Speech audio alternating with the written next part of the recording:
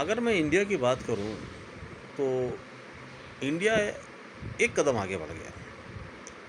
हाँ, नहीं, तरक्की के रास्ते पे नहीं। तरक्की के रास्ते पे बड़ा होता तो क्या बात थी। मैं आपको बताता हूँ कैसे बढ़ा है।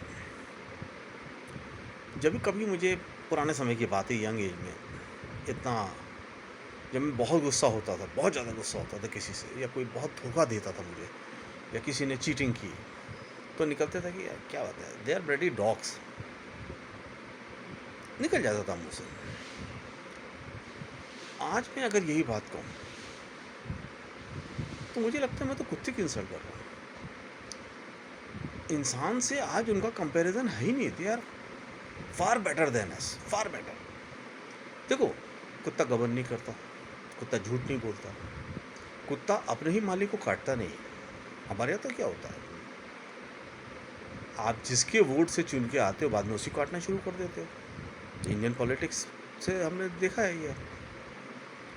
तो कुत्ता तो वो भी नहीं करता।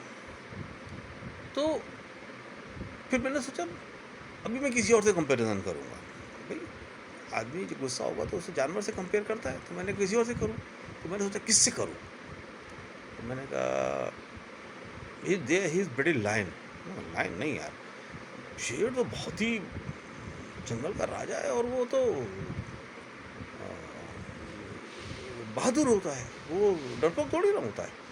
पीठ पीछे से वार करना, चोरी करना, बेईमानी करना, धोखा करना, ये थोड़ी ना करता है। वो तो उसको भूख लगती है तो अटैक करके खाना खाता है, बाकी उसकी कोई नहीं। उसका पेट भरा होता है तो आपको कुछ टच भी नहीं करता। तो मैं तो इंसान का कंपैरिजन उससे नहीं हो सकता। और किसी से करते हैं, हाथी, प्यार बटे हाथी। तो हाथी तो बहुत ही अच्छा जानवर है भाई। ना वो मीट मछली जानवरों को मार मार के खाता है, ना वो किसी के ऊपर अटैक करता है बिना बात के, चुपचाप अपना जंगल में रहता है, परिवार के साथ शांति से रहता है। तो किससे और किससे कंपेयर करूँ। घोड़ा तो बहुत ही वफादार होता है, बिल्ली तो कहीं नहीं सकते, वो तो खैर कंपेरिजन में नहीं आती। अब किससे कंपेयर करूँ। तो मुझे लगा जितने भी जानवर हैं, all animals are better than human. Indian human मैं कहूँगा, भारत की। बाकी देशों में तो बहुत अच्छा ही। आज अमेरिका, यूरोप में देखो कैसे अपने लोगों का ख्याल करते हैं। अमेरिका में देखो, ट्रम्प ने कहा कि अपने देश के खिलाफ खड़े हो जाओ, लोगों को मारो।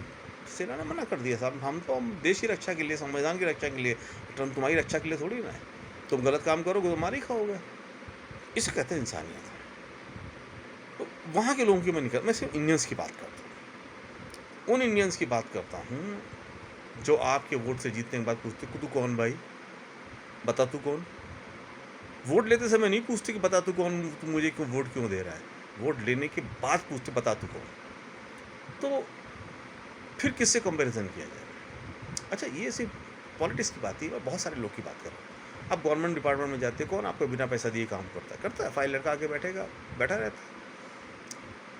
आपने देश की सेवा की हो, आपने 58-60 साल देश को दिए हों सर्विस करके, तो भी आपको अपनी पेंशन बनाने के लिए पैसे देने पड़ेंगे, है ना।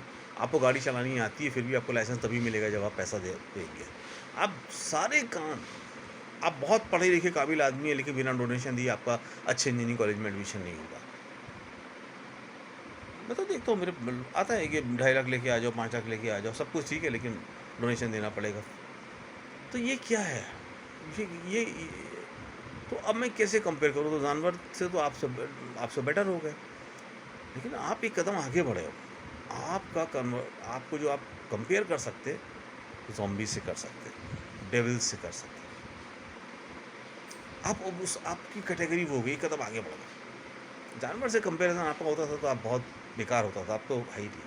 अब आप इतने आगे बढ़ गए कि आपका कंपैरिजन हम ज़ॉम्बीज़ से करेंगे। जिंदा आदमी को खा जाने वाले, एक आदमी दूसरे आदमी को जब खा जाता है तो वो ज़ॉम्बी कैटेगरी में आता है,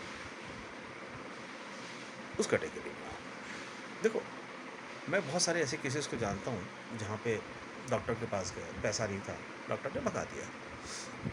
बहुत सारे ऐसे केसेस को जाता हूँ जहाँ पे ऑपरेशन की ज़रूरत ही नहीं थी और डॉक्टर ने एक्सरे और अल्ट्रासाउंड करने के बाद भी गलत सजेशन दिया कि साहब ऑपरेशन कराना पड़ेगा। और मैंने वो भी अपने मैं कंपैरिज़न क्यों करता हूँ ना, क्योंकि मैंने वो भी समय देखा है, जब मैं लखनऊ में रहा करता था और हमारे डॉक्टर खान थे, निशातगंज में बैठते थे। आज भी पुराने लोग से पूछिए, क्या बेहतरीन डॉक्टर थे, कितना सस्ता ट्रीटमेंट करते थे।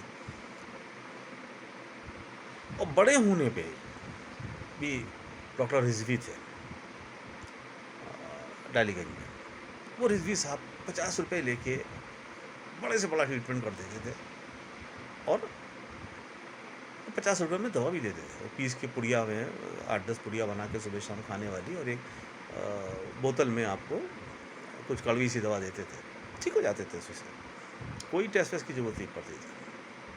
वो हालचाल 2-3 दिन में लेते रहते, हर दूसरे दिन हालचाल के लिए बुलाते थे, और उनको कहीं लगता था कि अगर ट्रीटमेंट गलत है, फ़ीवर है, पता नहीं किस चीज़ का फ़ीवर है, तो ट्रीटमेंट चेंज भी कर देते थे। और जब बहुत ज़रूरी होता था तभी आपका टेस्ट कराते थे। तो साहब वो तो इंसान थे, मतलब वो तो बहुत बेहतरीन लोग थे, वो समय जो लोग हुए हैं। अब मैं आज जो कंपैरिज़न करता हूँ, तो मुझे आज कंपैरिज़न में ये लगता है कि साहब आप आगे तो बढ़े, लेकिन बड़े दुःख की बात है कि आप डेविल्स बन गए, ज़ॉम्बीज़ बन गए, इंसानियत आपने छोड़ दी। और यही दुःख का विषय है।